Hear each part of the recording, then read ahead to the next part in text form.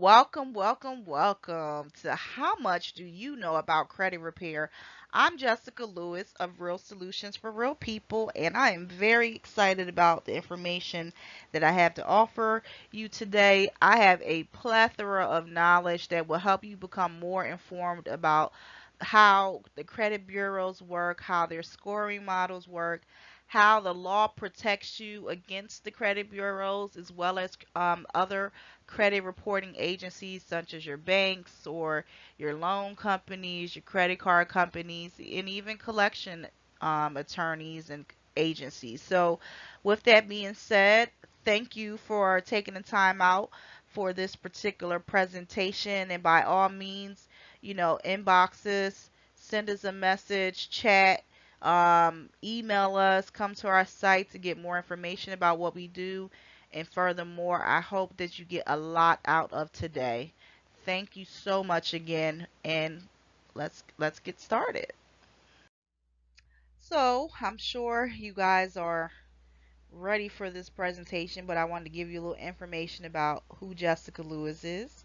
I was born and raised in Philadelphia, Pennsylvania, and was relocated to Macon, Georgia, from a prominent corporate company as a sales rep, territory manager. I enjoy Georgia, so I'm staying here permanently. Bought a home, love it, love it, love it. I've been an entrepreneur or business owner since age 19, 2 years into my lovely Penn State University degree. I said to myself, this can't be life. And so as a result, I went ahead and decided to start my first business, which was a gift basket business, customized gift baskets for business owners and individuals. So the rest was history. I am now a consultant and have been for the past 10 years, enjoying every single bit of helping business owners get ahead and thrive in business. There are many programs out there to help you get yourself started, but not a lot to help you with operations and project management. So now I help business owners from idea to conception all the way up to funding, so that they can be successful in business. The one thing a lot of people who know me personally know is that I love animals more than people. Yes, I'm one of those kind. However, um, I'm not, I don't live and die by it. So, I do recognize how the evolution of life is and understand how things have to happen in order for the world to go around. But I have a 10-year-old pit bull named Tiger who acts like an old man and a kid all at the same time with his energy level. But I do love animals, and I enjoy, visiting the pounds and, different places, zoos, kind of experience animal life. And more importantly, I'm a social entrepreneur. A lot of the projects that I am involved with require for me to help people. I feel like I'm a servant. I feel like that's my ministry. And so, I enjoy doing things to help my community get ahead and help me um, be in a position where at night I can sleep good because I know I impacting somebody's life.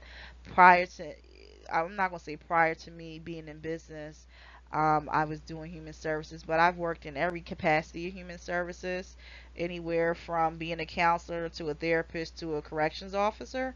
Only thing I have not probably done was being a police officer, but I've done everything else to help people on their, their daily journeys, and I really appreciated the process, and I continue to do that now.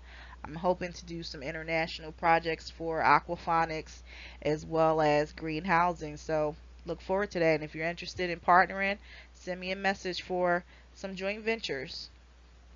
What to expect from today. This will be an hour long presentation, so definitely please get your pen and paper out. You will receive a lot of information. I want you to be well informed so you can go out and take over the world.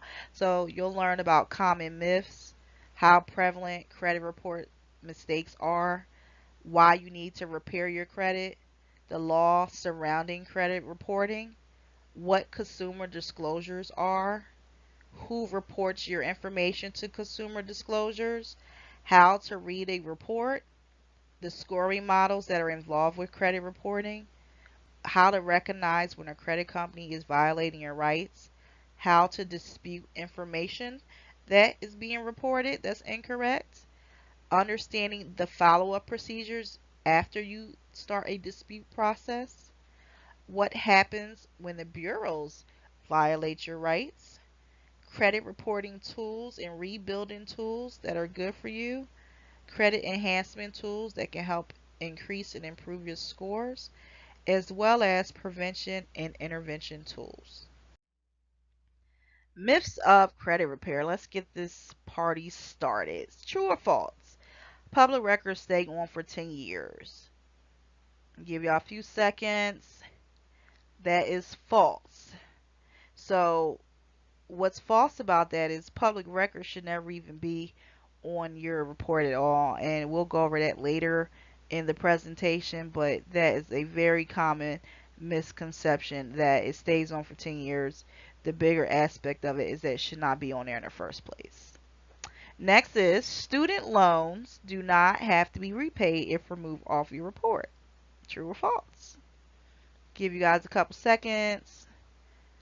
All right. False, because it's a federal government loan. So just like if you had a VHA loan, I'm sorry, a FH loan or a VA loan, you have to pay those things back because it's through the federal government. They can garnish your wages and they can take your tax returns. So please be careful. Next is I have to pay collection and charge off accounts. I'm going to get straight to this because I just feel like I have to get y'all this information. False. You do not have to pay off collections and charge offs. Reason being is because most companies do a 1099-C. It's called cancellation of debt. They then send that form in when you do not pay and it gets past a certain time to the IRS. And the IRS allows for them to pay, to charge off that bad debt. So it gets taken off of their income, so to speak, for the year. And so that part is forgiven. So you never have to pay collections more specifically because a collection agency most likely bought the bad debt that had already been written off as a charge off to the IRS, if that makes sense. And so when they buy their bad debt, you never contracted with them, so there's no reason why you would pay a collection agency because your banking relationship was not with them, it was with the original creditor, and that original creditor sold it to them after they wrote it off. So you technically, if you paid it off, have been paying them twice. So rather it's in the charge off status or the collection status, you would have paid them twice if you paid it off after they wrote it off through charge off or sold it for collections. And lastly, verify items can't be removed. Verify items can be removed, and there is a difference between verify and validation. And you have to understand the difference. Verify, they use a system called eOscar. They literally type your information in and pertaining to the thing that you're disputing. And if you have the some of the most minute information, just because it says Jessica Lewis, they mark it as verified. Whereas validation means they actually have a wet ink signature contract with your information on it, and they seen it and they felt it and they have it in person and they validated the information. So please know the difference. eOscar is a common system that's being used by the credit agencies to verify, with the air quotes, stuff that is on your report that you're disputing. And that's it, and that's false. So there's a great video that came out a few years back, probably about 5 or 6 years ago, done by 60 Minutes, called 40 Million. Is your credit report accurate? If you do a YouTube search for those specific words, you should be able to find a video. But a part of what it's sharing is that the government is here to help you. And that's the same reason why you're here today, to find out how the government can help you get through some of these things. You're not alone. You don't have to, battle the credit reporting agencies by yourself. And there's also companies out there who can assist you outside of the government. You're also here because you possibly have been violated I don't know how to break this to you, but unfortunately, the fact that they can report information that's not accurate and you don't know how to get that information off, nevertheless, sometimes even accessing that information is what makes you become even more violated. And then once you learn how to navigate this maze and get the information that you need to be able to challenge them, you will be more empowered. So please stay tuned for the rest of this presentation. Lastly, I want you to be able to hold them accountable. So what I mean by that is don't just accept that these folks have taken your information and kind of moved on and did their own thing, or even put you in a position of strife and now you can't fight anymore. It's time to hold them accountable. Today, I hope that you receive information that's going to help you make more informed decisions, that will have you empowered, that will allow for you to move forth in fighting against bad information. Even if the information is good, you'll learn how to identify inaccurate things and then be able to challenge them. So I hope you stay tuned for this entire presentation. Please definitely take a look at the YouTube link right here, and also look it up. CBS News, is your credit report accurate? And it'll definitely give you some greater insight. So stay tuned to the next slide. Well, the main reason why you should fix your credit, if you're asking, is these two quotes pinpoint it perfectly. So, if you're born poor, it's not your fault. But if you die poor, it is your fault. Fixing your credit helps you avoid some of these pitfalls, the financial pitfalls of, things that may have happened or occurred because maybe you were financially strapped or lost your job or had to move or experience a disaster. It's not always your fault. So you can fix it, and that's why you should fix your credit, because it will help you get ahead. And then a lot of people also say, man, that ain't gonna work. Fix your credit don't work. It ain't gonna help me none. Listen, you can either have results or you can have excuses, but you can't have both when it comes to credit repair. So, question of the day: why not fix your credit repair? I mean, the reality of it is, if you don't fix your credit, you'll pay higher interest rates. You won't have access to capital, and more importantly, you won't be able to fulfill some of your dreams. So, some folks on here, you may want to buy a car. You may want to buy, your first house. You may want to invest in real estate. You may want to, go buy something on a private island. You may want to buy a private island. I don't know. You may want to go on vacation. If you don't have access to credit, if you don't have access to credit cards and loans and lines of credit, unfortunately, you won't have access to those things. So instead of sitting back thinking that these things are going to fall off, that's another myth that I probably should have put up there. Don't wait for that time. In fact, I had one client who his stuff been on there since 1982, and we're in 2017. So imagine 36 years you never checked your report and never challenged anything on your report, and the stuff is still there. Interest: if you don't fix your credit, you will pay some of the highest interest rate possible out there for all the things you may desire, rather it be getting a credit card at Best Buy and you need electronics, or even a car or a house. The possibilities are endless as far as things that you can get with good credit.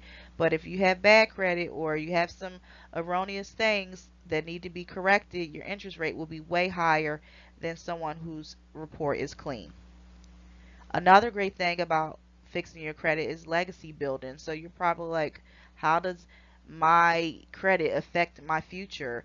Two things. One way is what you have taught your family. If you haven't taught your family how to understand and navigate the credit maze, you are doing a disservice to them, because unfortunately you can have $100,000 in your bank account and you wouldn't be able to go buy anything anywhere, because people, they use your credit as a tool to determine whether or not you're credit worthy, or they should even lease or offer or or sell something to you. Unfortunately, people would think that cash rules everything around them, But that's not true. It's more like credit. And then the more that we get into the technology age, it's going to be more and more of that. So you'll be using less cash and more Bitcoin, crypto, other cryptocurrencies, as well as, a lot of other electronic things like debit and credit cards. Another good reason why fixing your credit helps you is through piggybacking. Piggybacking is the process of someone, whether it's you or another person, allowing someone to be on their credit, meaning you can add your children onto your credit, or someone could add you onto their credit and use that as a way for you to boost your scores. So when you have good credit, you can do that. And if you have good credit lines, or the person that's adding you has good credit lines, that helps you look better to creditors. More importantly, fixing your credit helps with financial literacy. Understanding how credit works, understanding how money works is so vital to our everyday life, because anything can happen. And one great example is these title loans, these furniture loans, these what's this other stuff? Oh, the cash advances. Those are for people who don't have the best credit situation. So when you have good credit, you could have used your low interest credit card. Sometimes you can either get zero interest credit cards, and you could have bought a car or bought your furniture or bought whatever it is that you need. And if you understand how to properly fix your credit, you can be in such a great financial advantage. The bigger thing about fixing your credit, really more than anything, and to me is it's very vital, is intervention. You don't have to be in a situation where you can't get the things that you desire. Use credit repair as a way for you to get ahead. Why not? Yeah, you could have made some mistakes. You could have had some missed payments. You could have had some charge off collections, not paid utility bills, not pay rent, all those things, evictions, utility charges, all that stuff goes on your credit. So if you don't intervene now to try to do something to fix it, then you're going to be at a disadvantage for the rest of your life. And the top reason why you need to fix your credit is because of the following, the slide that's to follow this. And basically it's because more than anything, identity theft. People steal your identity every day. You've seen them great, lovely Nigerian scams of the Craigslist scams, the ATM machine scams. It's all kinds of stuff out here that puts you in really bad situations if you're not informed. And this is why a great reason why I'm doing this presentation as well, because I want you to be informed. Identity theft is so rampant that if you don't know what's on your credit, somebody could be ruining your life. You could be one step away from being incarcerated. That's how serious some situations are. I'm talking about liens. They're garnishing your paychecks. They're taking your houses and cars, all because of identity theft. So even though you may have good credit, you can still be a victim of identity theft. And even if you don't have so good credit, sometimes it could be because of identity theft. So we'll talk about that on the next slide. Identity theft. Ooh, man, it happens every few seconds. Somebody could be right now, because you're connected to Wi-Fi. That's how easy it is for them to get your information. You could be connected to Wi-Fi in a public location, and somebody could be stealing your information. You have some people that are so bored that this is all they do is steal information, and unfortunately, you can be a victim of it. It happens very often, and it happens to a lot of people. The one good thing about identity theft is security monitoring or credit monitoring. So there are plenty of sites out there where you can sign up. Some banks even offer it as well, where you can get credit monitoring, security monitoring, which will allow for you to be able to identify quickly. So that you see examples, for instance, like ID Shield through Legal Shield, or you may see some of the different companies online saying that if you were to use our services, we'll make sure we get you back to where you was pre-identity theft. And they have all these promises that they make for you. So There's plenty of tools out there for you to use, and companies that will help you monitor your information. So just look up credit monitoring. You can find more information about that, or you can inbox me or send me a message about ID Shield through Legal Shield.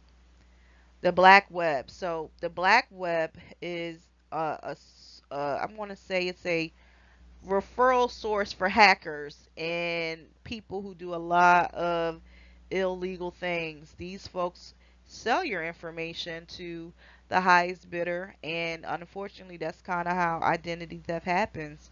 They can steal your information from the most minute of things, and from there, you can lose your cell phone and somebody gets your information. So, it's very important to understand that these things are out here and people are using them against you.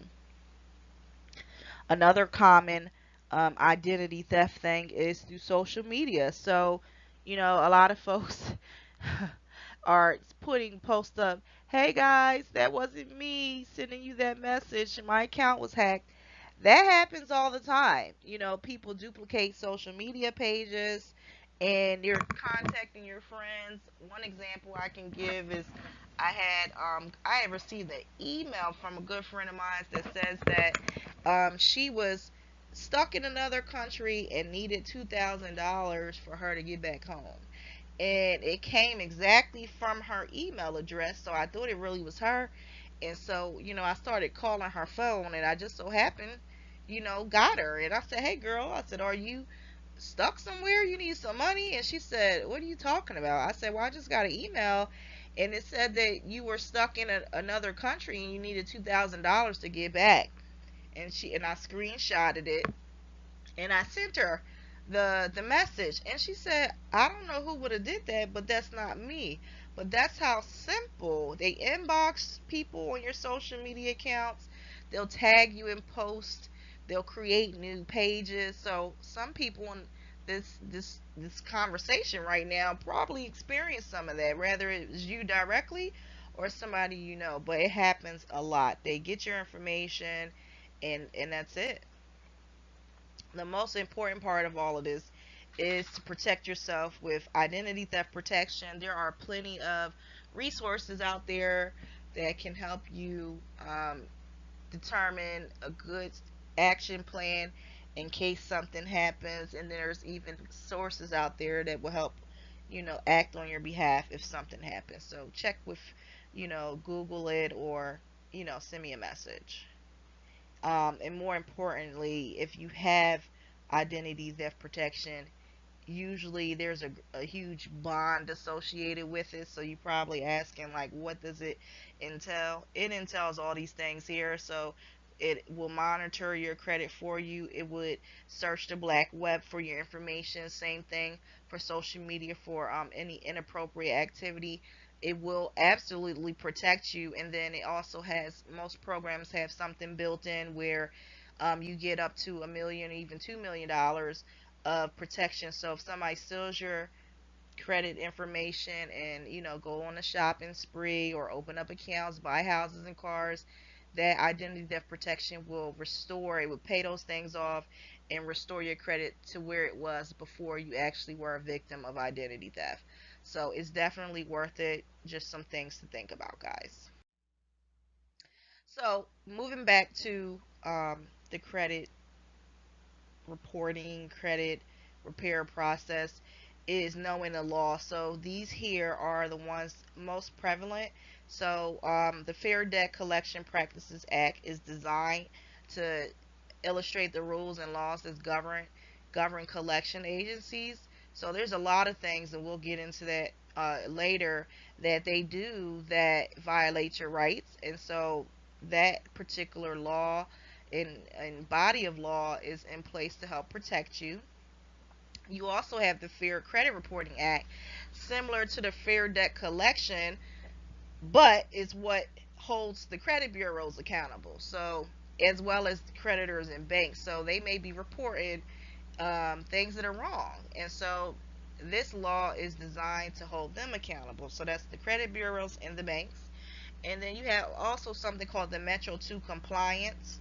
And you may have never heard of that because it's not commonly used, but It's basically designed for folks who are using the credit bureaus to dispute things, to make sure that they're properly furnishing information. Um, so it's certain format. So it looks a certain way. It's supposed to be a certain way, and we'll go over that when we review how to read a credit report, so you can recognize how it's supposed to be. It's a standard way. So if you've never looked at a report, all of this may be foreign to you, but we'll talk about that later. And then also you have the Fair Credit Billing Act, same thing. This is against how creditors are billing you and reporting their billing. So it's not, it's a little bit deeper than just, you know, how they're reporting regular information, but it's something entailed in the reporting that's specifically about billing. So, you know, you may have, may say, for instance, the example would be somebody, it says that you were being billed monthly, but it may have been a one-time pay, a one pay thing, and you paid it off and that was done, but they are reporting that this was something that was going on for months and months on end. So again, it's the same thing. If it's incorrect, you have to dispute it. So the credit bureaus and consumer disclosure companies that are used out here against you and I are the following. So some of them you've heard of, such as TransUnion, Experian, and Equifax. Some you have not heard of, such as CoreLogic, Innovis, SageStream, Advanced Resolution Services, as well as LexisNexis, which is not up here. But, so you asking, what does this have to do with anything? So, TransUnion, Experian, and Equifax are the three commonly known credit reporting agencies. But what you don't know is Innovis. Innovis is actually a fourth one. And then CoreLogic, SageStream, and Advanced Resolution Services is actually consumer disclosure reporting companies that are used against you for insurance and other types of services, whether it be for marketing reasons or, you know, anything from, you know, reporting information about your buying habits. So there's a lot of companies out there that are clocking you, so to speak. Everything that you do is being watched and recorded. So I hate to tell you that, but unfortunately it is. So now we're going to go over how to read your report. This is not a true report from any one particular agency, but it does, however, illustrate the Metro 2 compliance that we talked about a few slides ago in reference to the formatting. So this is just an example. So typically when you get a report in, it says, "Hi, Jessica Lewis. Thank you for requesting your report. Here's the information that you were seeking," and then it has their contact information in the top right corner. This is from Credit Bureau Equifax at P.O. Box XYZ, City State XYZ, Zip Code XYZ. Then you also have the following sections that are typically in a file. And so at the very top is your personal identifying information. So that would be your name, address, your social, your birthday, and any telephone numbers. And usually the first thing you want to dispute is this stuff here, because typically if you're not currently living at 10 different addresses at once, then it's probably important that you somehow get that information updated. One, because you'll be more successful when you're trying to dispute stuff later, because the reason most people have multiple addresses is because, one, they may have moved around a lot. That's pretty obvious, right? But also because the agencies that you may have done business with, rather it's a, you know, a furniture store, credit card company, what have you, whatever address you put on the application, they're automatically are going to report that to these credit reporting agencies. So you can look there and identify whether or not any of those addresses belong to you. And again, back to identity theft.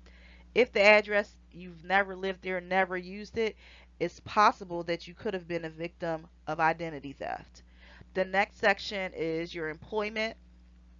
Typically, unless your company had to do some kind of credit report or credit pull to for you to be hired. You may not have any employment information here. However, you can, however, if you want to look, your best to a potential credit company is to add an employment information as well as, how long you have been there. Sometimes it has that. Sometimes it has your position, but usually it just has your employer name and how long you may have started working there. So that's good for you because it just shows stability. And of course, if there's multiple ones up there or ones that don't belong to you, that's kind of where you'll want to dispute that information. The very next section after that is public records. Public records will be bankruptcies, liens, judgments that credit company may have won in court against you. All of those things will be in this section here.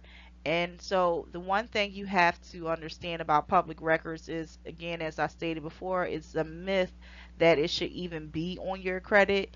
And so you're probably asking, well, if it's not supposed to be on my credit, why is it there? Well, one of those consumer disclosure companies is called LexisNexis. They actually are the ones who are furnishing that information to the credit bureau. So typically, if you were to dispute directly to any of the courts that are mentioned in any of your public record information, you'll ask them like, "Hey, why'd you tell the credit bureau that I have a public record thing with you guys?" They're going to respond with, "We don't furnish information to the credit bureaus," and that is absolutely correct. They do not send information to them. However, LexisNexis, a part of how they make money is they actually, with the credit bureaus that is, so LexisNexis is a consumer disclosure reporting company, and then Experian, Equifax, Innovis, and TransUnion are credit reporting agencies. They partner together and they make money from LexisNexis on gathering information from the courts. So literally, LexisNexis' job is to go to each of these court systems, and they really don't have to go far. They can go on pacer.net and usually get whatever they need about whoever they want to get information about, and they then sell and furnish that information to Experian, Equifax, TransUnion, and Innovis, and that information is used against you. So you're probably asking, okay, so they can do that? Wow, that is unbelievable. Yes, LexisNexis can do that. So here's my suggestion to you. One, get your LexisNexis report. A part of looking at that report will educate you on what's in your file that could potentially end up on your credit report.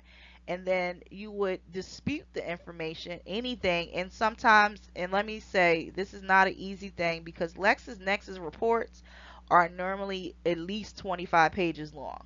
So you may not want to do that. So I'm just giving you a piece of advice. If you're not up for these challenges, for this dispute process, just hire somebody else to do it.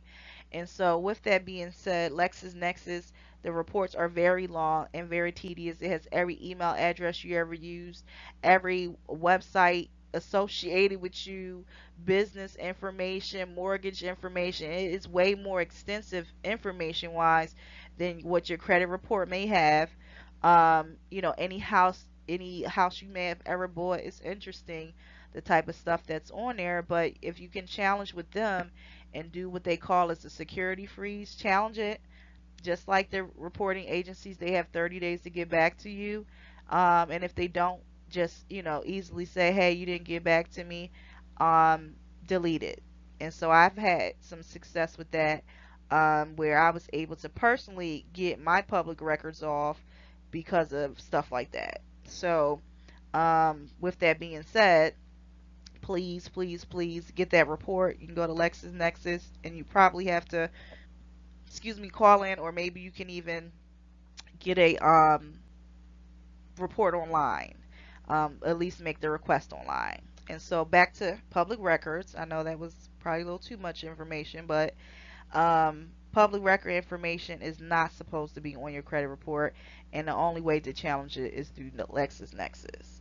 As far as collections go, Collections usually pop up after your original creditor sold your information.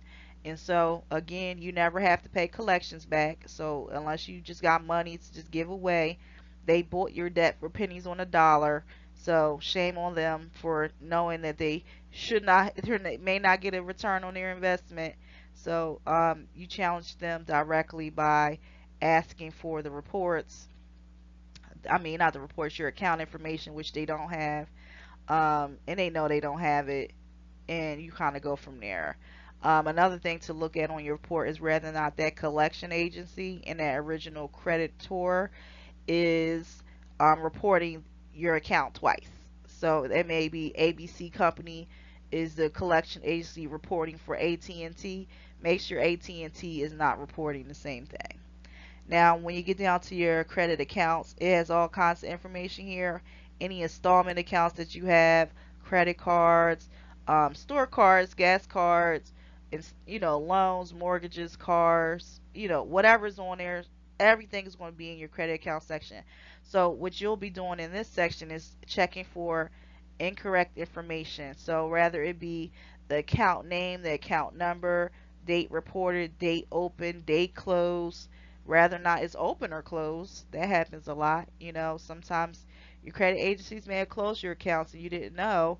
And unfortunately, now, that doesn't look good on you because you have a closed account. And then here, also your inquiries. That's the very last section. And we'll go over some other things later about disputing and agencies that are in place to help protect you. But more importantly, this is the gist of what your report typically looks like.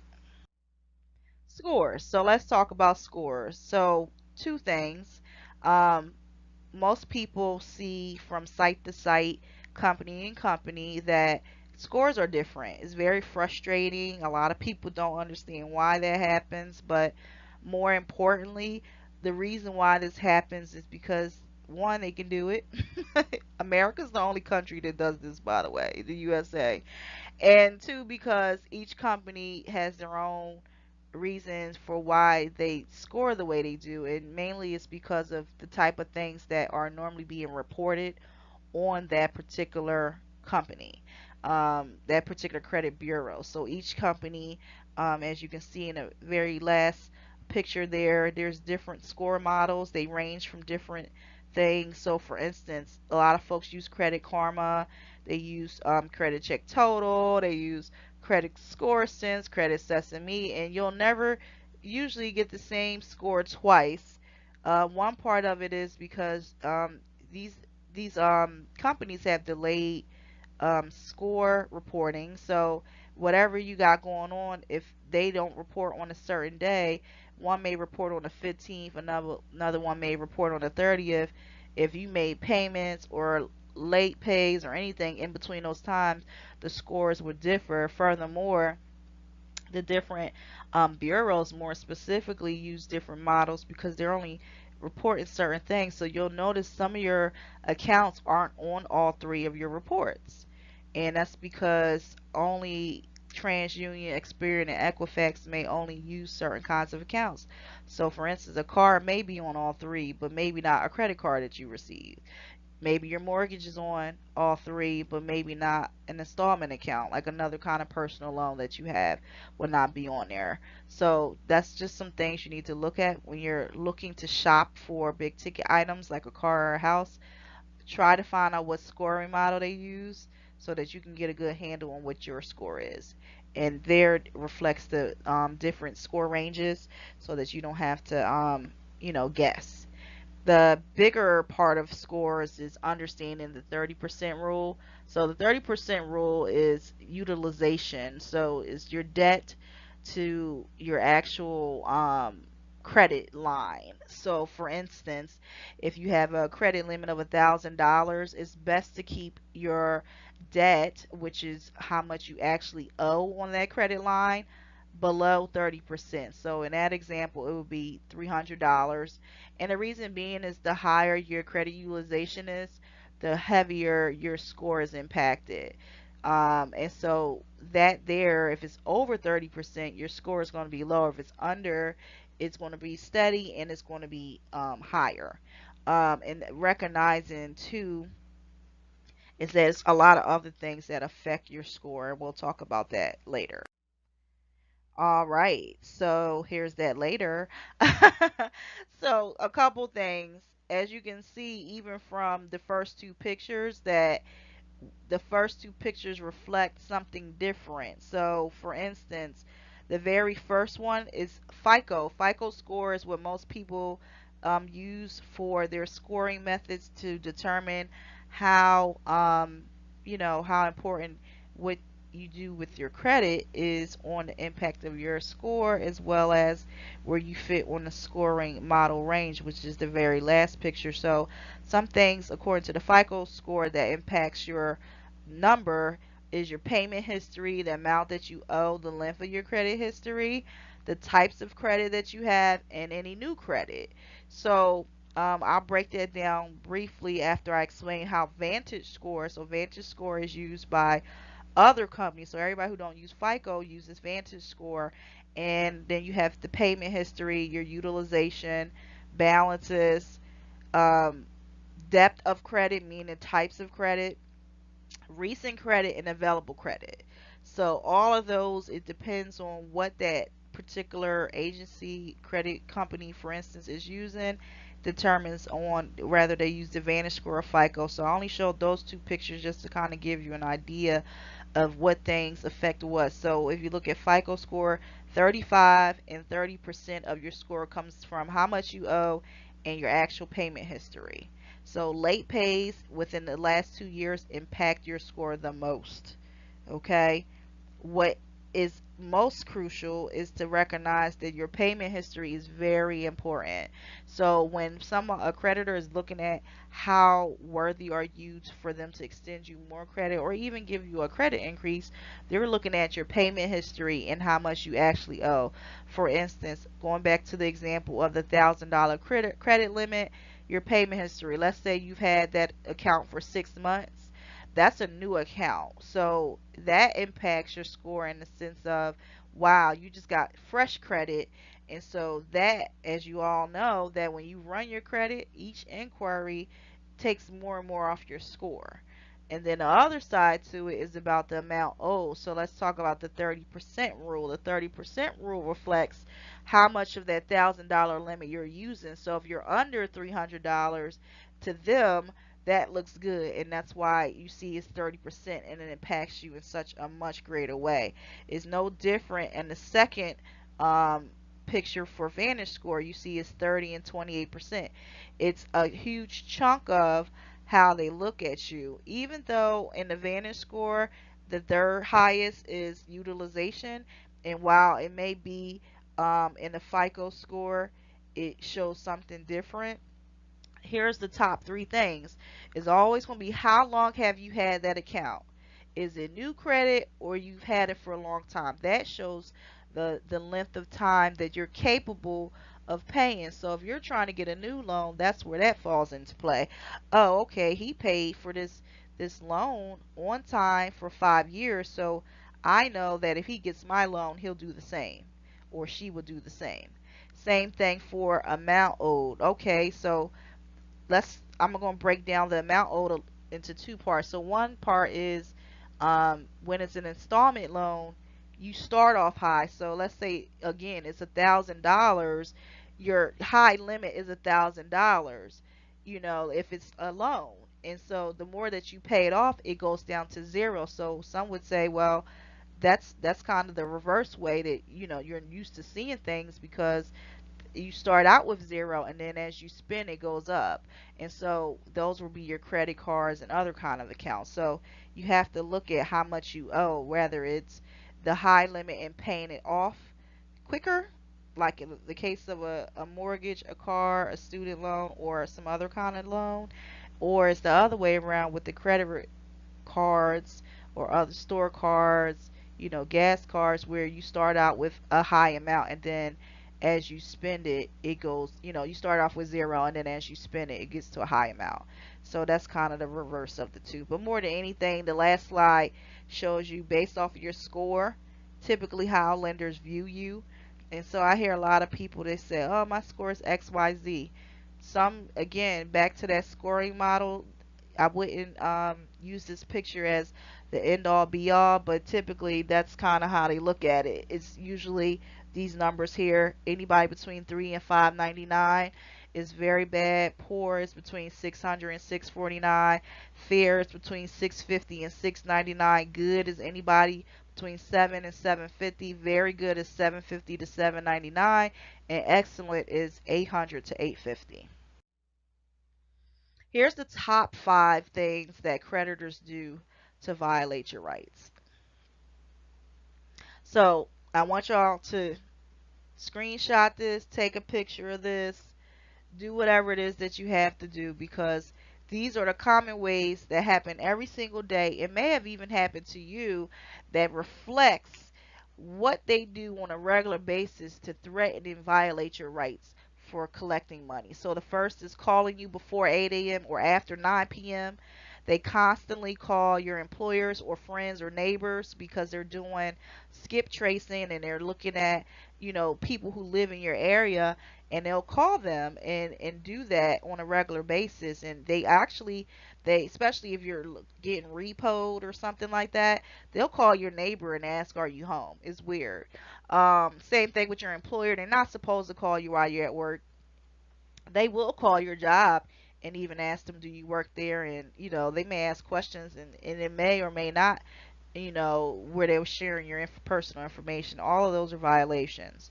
Number three, they lie about the amount you owe. They'll tell you, and even there's some scams out there like the IRS scam where they'll call you, or some of those payday loan scams where they'll call you and say you got a loan for XYZ, $10,000, or else we're going to lock you up, or any of that. They'll do any kind of thing to kind of get you. And the main thing is you never have to pay collections. So just remember that. Just tell them, you know, I'm sending a request for a cease and desist. Do not contact me again. If they call you, say the same thing. They'll threaten to garnish or sell your property. Um, one thing let me say this, that some of that can happen. So regular creditors cannot garnish or sell your property, but the federal government, like the IRS and your student loan companies, they can garnish your wages. They will take your tax return. So part of that is true, part of it is not. And as far as selling your property, the IRS is considered, and they're not really a federal government, but I'm not going to go there on this particular this particular conversation. But they can take your stuff. They can take your property.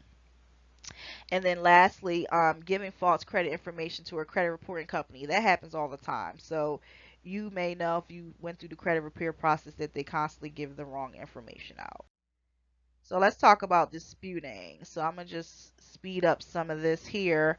The Better Business Bureau, the Consumer Financial Protection Bureau, and the Attorney General's office are here to help you. So please, by no means should you feel like you cannot get any resolve from these credit agencies, contact them as a follow-up process. If it's been 30 to 45 days or even a certain amount of times that you've contacted credit bureaus about the same thing, contact these agencies for help. Here's the harder part. So it is very hard to get bankruptcies, foreclosure, charge off, collections, and medical bills off. Again, only thing that should not ever show up on your credit is bankruptcies and foreclosures. If it's a medical bill, it should not have why you had to go to the doctor on there. And collections and charge offs, same thing. They pretty much wrote the thing off and got paid through the IRS, so they don't, you no longer owe that money.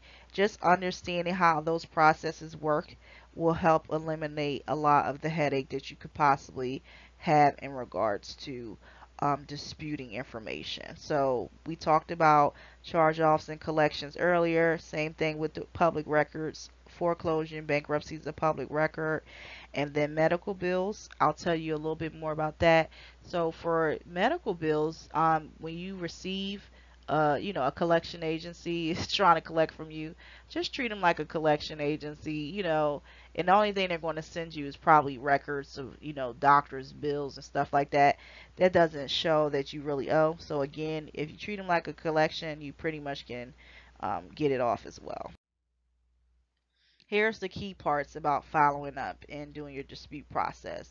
Also, I also want you guys to recognize too that if you can master this part of it, then you'll be very successful. So the first thing is make it trackable. Whatever way you're going to dispute it. For me, my best results came from faxing.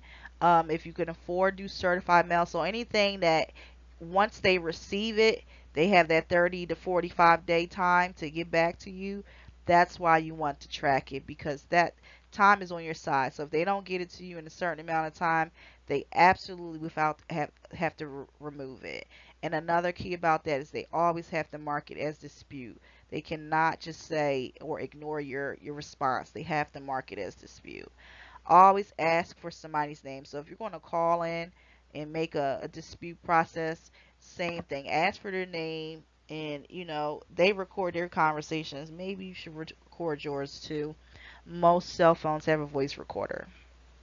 Typically, number three, it takes 30 to 45 days to hear back. That's with the consumer disclosure companies we talked about earlier, as well as the credit bureaus. And more importantly, hold them accountable. If they act like they don't want to give you any information, or they're not sending you the proper information, and they're verifying versus validating, take it to the next step after you've tried maybe once or twice, maybe even three times, to the agencies we talked about earlier, the Consumer Financial Protection Bureau, your local state attorney general, or the Better Business Bureau. Now, let's move on to what happens after the life of credit repair. You have so many possibilities now. Once you cleared your credit, cleaned it up, you have the opportunity to add trade lines or authorized users. Both are used to enhance your score. So a trade line is designed to help add some credit limits or credit lines that reflect good payment and good payment history, as well as it reflects on you having an account for a specified period of time. So if you're interested in that, just send me a message. Authorized users, same thing. That's the piggybacking process we talked about earlier. The only downside to authorized users is that the day that you put it on it, that's the day it's going to show that you've been added. So if you're trying to go out and get something right away, they're going to see that somebody added you as an authorized user a couple days ago, for instance, or a week ago. So the day that it's added, you're added to that account and it pops up, it tells you that it's been on there at that time. Trade line is different in the fact that trade lines usually reflect a certain period of time. So you wouldn't want to get anything that's less than 2 years. So you buy a trade line, you're usually getting something that's 2 years or older, higher credit limits, better payment history, etc. Last but not least are credit profile numbers. CPNs can be used for your personal credit or your business. It's a it's a three, three, four, five, six, 9-digit number. I don't know why I couldn't get that right. A 9-digit number, very similar to your social security number, that can be used for certain things, but not all things. So your social security number can be used for, to buy a mortgage, to buy, you get credit cards, things that what have you. Credit profile numbers, you cannot get a mortgage with. You will have to be able to provide identification. So the best success you'll get out of that is probably getting approved for a car loan and maybe credit cards, but it's an alternative number that can be used for you to, get new credit. Credit rebuilding. There's so many options out here. So here's some examples of how you can rebuild your credit. So Rent Karma is great because Rent Karma allows for you to pay for your rent, and it's get reported to the credit bureau. So for you, it benefits you because it will pretty much reflect your payment history in a good way. You always need a place to live, and if you have to pay your rent, you might as well get some credit for it. So that's a good one. Um, Authorized users, we talked about that in the previous one. Basically, that's somebody allowing you to piggyback off of their credit. They'll add that particular account to your credit, and they will reflect this positive credit on your report. Secure cards is a great way. Always, here's an example. The best advice I can give you is go to 10 banks, open up 10 bank accounts and put $1,000 attached to a secure card for each one of those and use them responsibly. Now you've created 10 bank accounts that you can always use for whatever you want, and you also created your own banking relationship with that bank by using the $1,000 as collateral through a secure card. Another great option for you guys is a payment arrangement. So if you can afford to get into some kind of, especially with student loans, student loans, federal ones have so many kinds of programs out there. You can always go to studentloan.gov. There's plenty of Department of Education programs out there for you to get on forbearance or deferment and be able to kind of be successful with it being positive on your report. Never let a student loan just kind of go to the point of no return. You absolutely need to have something in place. Same thing with debt consolidation is a great program. So let's say you got a bunch of accounts. Debt consolidation companies put all your accounts in one and you'll pay one payment every month instead of 20 payments, for instance, in relation to 20 accounts, and those monies will be distributed evenly throughout that entire payment cycle. So they'll set up a plan for you and you'll start paying. Debt, paying down your debt is good. Of course, if you can afford to, make sure you keep your utilizations good.